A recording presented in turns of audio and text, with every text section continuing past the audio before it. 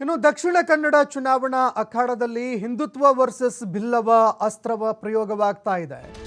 ಇಬ್ಬರು ಹೊಸ ಮುಖಗಳ ನಡುವೆ ಜಿದ್ದಾಜಿದ್ದಿನ ಪೈಪೋಟಿ ಏರ್ಪಟ್ಟಿದೆ. ಒಂದೆಡೆ ಬಿಜೆಪಿ ಹಿಂದುತ್ವ ಅಸ್ತ್ರವನ್ನ ಪ್ರಯೋಗ ಮಾಡ್ತಾ ಇದ್ರೆ, ಮತ್ತೊಂದು ಕಡೆಯಲ್ಲಿ ಕಾಂಗ್ರೆಸ್ ಬಿಲ್ಲವ ಅಸ್ತ್ರವನ್ನ ಪ್ರಯೋಗ ಮಾಡಿದೆ. ಇಬ್ಬರು ಹೊಸ ಅಭ್ಯರ್ಥಿಗಳ ನಡುವೆ ಜಿದ್ದಾಜಿದ್ದಿನ ಪೈಪೋಟಿ ಏರ್ಪಟ್ಟಿದೆ.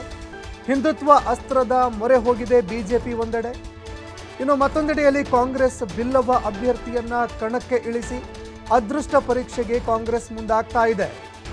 ದಕ್ಷಿಣ ಕನ್ನಡದಲ್ಲಿ ಅತಿ ಹೆಚ್ಚಿನ ಸಂಖ್ಯೆಯಲ್ಲಿ ಬಿಲ್ಲವ ಸಮಾಜ ಇದೆ. ಹೀಗಾಗಿ ಬಿಲ್ಲವ ಅಭ್ಯರ್ಥಿಯನ್ನ ಕಣಕ್ಕೆ ಇಳಿಸಿ ಕಾಂಗ್ರೆಸ್ ಅದೃಷ್ಟ ಪರೀಕ್ಷೆಯನ್ನ ಮಾಡ್ತಾ ಇದೆ. ಕಾಂಗ್ರೆಸ್ ಅಭ್ಯರ್ಥಿ ಪದ್ಮರಾಜರನ್ನ ಗೆಲ್ಲಿಸೋದಕ್ಕೆ ಬಿಲ್ಲವ ಸಂಘಟನೆಗಳು ಅಖಾಡಕ್ಕೆ ಇಳಿಯುತ್ತಾ ಅನ್ನುವಂತಹ ಪ್ರಶ್ನೆ ಕೂಡ ಇದೀಗ ಎದುರಾಗ್ತಾ ಇದೆ. ಇನ್ನು ಬಿಲ್ಲವ ಸಮಾಜ ಎಲ್ಲ ಮತಗಳು ಕೂಡ ಕಾಂಗ್ರೆಸ್ ಅಭ್ಯರ್ಥಿಯಾಗಿರುವಂತಹ ಪದ್ಮರಾಜ್ಗೆ ಸಿಗುತ್ತಾ ಅನ್ನುವಂತಹ ಪ್ರಶ್ನೆ ಒಂದೆಡೆ ಆದರೆ, ಬ್ರಿಜೇಶ್ ಚೌಟರನ್ನ ಅಖಾಡಕ್ಕೆ ಇಳಿಸಿ ಹಿಂದುತ್ವದ ಅಸ್ತ್ರವನ್ನ ಬಿಜೆಪಿ ಪ್ರಯೋಗ ಮಾಡಿದೆ.